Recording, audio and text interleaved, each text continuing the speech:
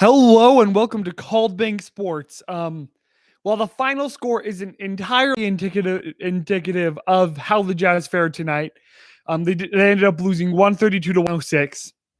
I think it's fair to say that they got trounced tonight by the Los Angeles Clippers. And while there's definitely a lot of depth to what happened, I never really thought that I'd be saying this year that the Jazz lost a game because they couldn't make 2-point shots. They were fine from three. They hit 19 of 44 attempts, 43%. Absolutely fine. Obviously, had they made more than that, that would have helped a lot. But from the field, they shot 42.9%. So they shot, albeit 0.3% less, but they shot a lower field goal percentage as a whole than they shot from behind the arc. So they just could not get their tip-ins, could not get their layups, just really struggled getting those 2-point shots.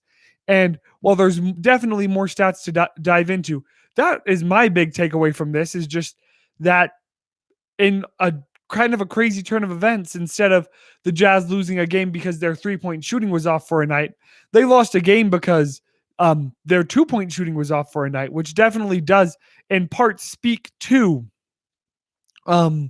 the interior defense of the Clippers. And this game definitely wasn't the most exciting game as a Jazz fan. It was disappointing in a lot of ways, but it is important to remember that the Jazz are still up 2-1. They won the first two games of the series. Hopefully Mike Conley is back in game 4. I personally am not expecting to see him until game 5, but there's some rumblings. I believe Doris Burke said that Quinn Snyder said he was hopeful for today. So if he was hopeful for today, that means with another day's rest, he might be ready come Monday. I'm not sure there, but that him coming back will help the Jazz in a lot of ways. And I think is why I'm really confident the Jazz are going to win this series, because of what they've done without him on the court and the fact that they will get him back onto the court sooner rather than later. Running down just the team stats a bit more, the Clippers also hit 19 threes.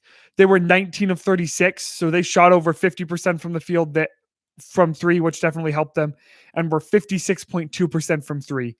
From the field as a whole. So the Jazz overall just were completely outshot tonight. And that is really big. When the other team makes 14 more shots than you, and again, these are kind of skewed because of 4 to 5 minutes of garbage time, but it's going to be really hard to win a game. So I truly look at this and feel like this was kind of a fluke. And thankfully, in another game where the Jazz struggled in the first half in game 1, they were able to come back and win it.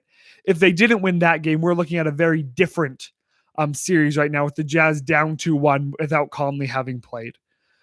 Jazz lost the rebounding.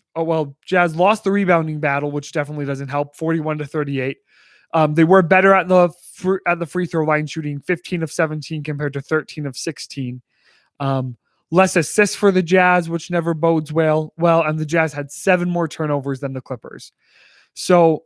And the Jazz were outscored by 12 points in the paint. So again, just really the Jazz just kind of got outmatched everywhere in this game except for at the free throw line. And when you lose in that many categories, it's hard to win a game. So I don't expect to see this happen again this series, no matter how good the Clippers are. And the individual scores, the individual games that set this game apart, let me set up here a bit, were Paul George and Kawhi Leonard both going for 30 plus. Leonard went for 34, and Paul George went for 31. And that's something they both haven't been able to do. They've both been able to go 20 plus. But then when they're both able to go 30 plus, that's points that the Jazz just weren't able to get back from their players today. Well, nobody on the Jazz really played terrible. Everyone put up points. I think the most disappointing point performance is Bojan with only 9. And that really did not help the Jazz be as successful as they could have today. And Clarkson with 14.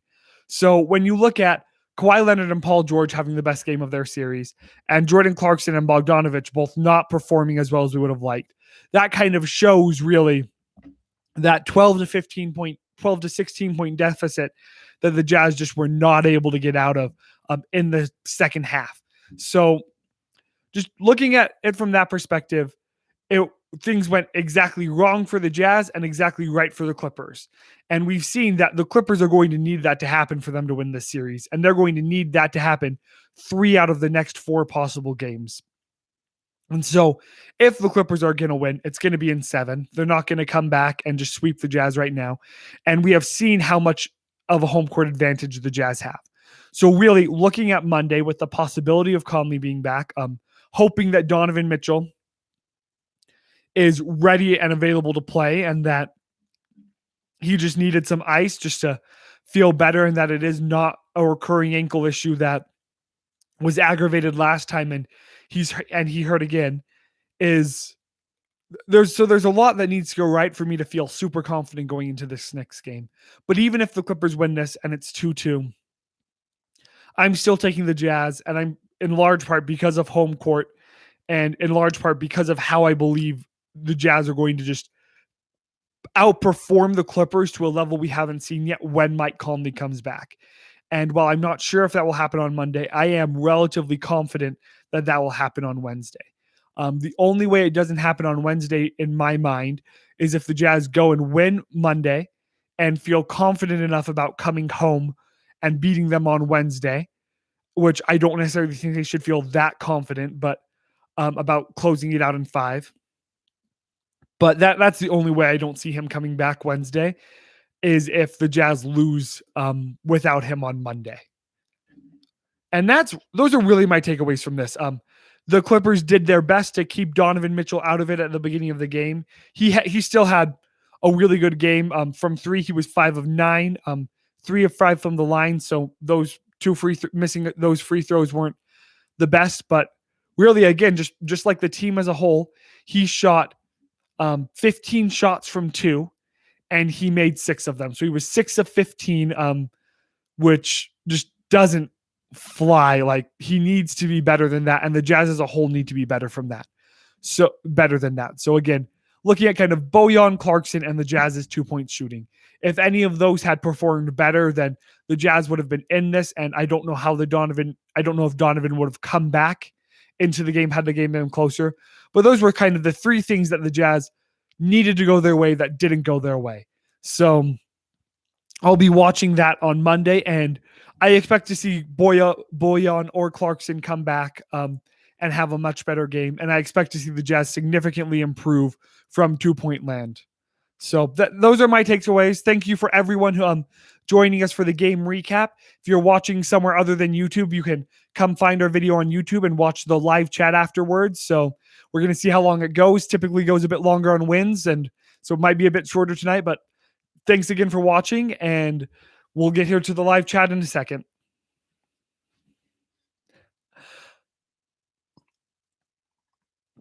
This game was just kind of disappointing overall, especially where the Jazz got out, I think, was it 8-0 or 10-0?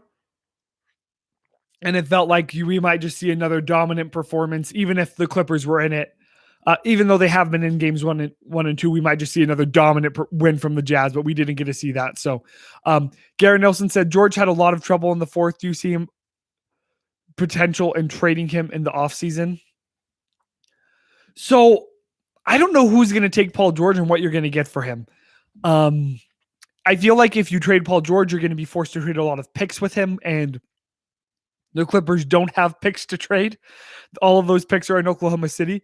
So I don't think that's going to happen. I think they still have a lot of faith in Paul George. What I don't think is going to happen, but if the Clippers fall out in the second round again to a team that they feel like they should have beat, is Kawhi Leonard staying in Los Angeles? Well, and maybe he's staying in Los Angeles, but is he staying with the Clippers?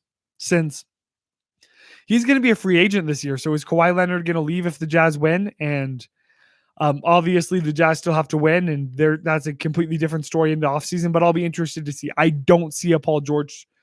Oh, wait. You're talking about Niang. No, I don't see any possibility of Niang getting traded. He had a rough game tonight. You need to understand. So you need to find someone who's better than Niang, which isn't necessarily hard, who's willing to play in the Jazz system, which makes things a bit difficult, who's also willing to be the 8th or 9th guy off the bench and play at the level that Niang does. So I don't think that Niang is going to get traded in the offseason. Well, obviously that is a spot where the Jazz could upgrade. I don't see it happening, but it is a possibility. Carter said that he's worried about Mitchell's ankle. I'm worried about Mitchell's ankle too. Frankly, it was concerning to see him kind of come down on it funky and have to ice it. And I really just hope it was kind of preventative. But he did leave the court immediately, right? Like, obviously, he felt some pain there. And makes you wonder if he just re-aggravated it when Paul George and him collided in this last game. If he hasn't been at 100% when he's been playing, and if that kind of led to this. But overall, that is definitely something to watch, especially where it looks like the Nuggets are going to get swept. And even if the Nuggets end up winning one or two more games, I think the Suns are going to have more rest going into the next series than the Jazz, which, with the possibility of Conley not playing at 100% and Mitchell currently not being at 100% right now, is definitely not the most optimistic thing you want to see. On the bright side, I do think the Eastern Conference Finals is going to go long. So if the Jazz make it that far, but then again, the Sun series might go long. So will they be able to rest up their players enough, with the possibility of progression? But again, they do have to win now. They can't go out and lose now. Winning now is definitely important to all of this happening. So, well, if anyone wants to keep chatting, please leave in the live chat. Definitely get that this game's not the funnest to chat about. Definitely, I don't have the takes I would like to have, or just the fixes for this. I feel like this was just kind of the Clippers coming out and having a really good game, when the Jazz, again, like I said, from two, whether that's, I feel like a lot of it was missing good shots rather than the Clippers just having really good interior defense. So from that perspective, I'm not really concerned, but hopefully they can come out Monday and pull it out, since if they tying up the series 2-2 gives the Clippers a lot better chance of winning. So hopefully, the Jazz are able to take a dominant 3-1 lead. We know those can disappear, but a dominant 3-1 lead, and then the Jazz, again, they learned from last season. So if the Jazz get a 3-1 lead, I don't see them dropping it, but 2-2 definitely leaves a chance for the Clippers to be able to come out and take the series back. Travis Hodge said, "I hope the Jazz win, but looking forward is the wrong thing to do." No, that's fair. These last couple games have definitely made me more willing to look forward, but you are right. The Jazz have to win right now. They have to win right now, and looking forward definitely is kind of optimistic and not really focusing on what's going on in the moment. So you're definitely right, and I'll work on doing better at that.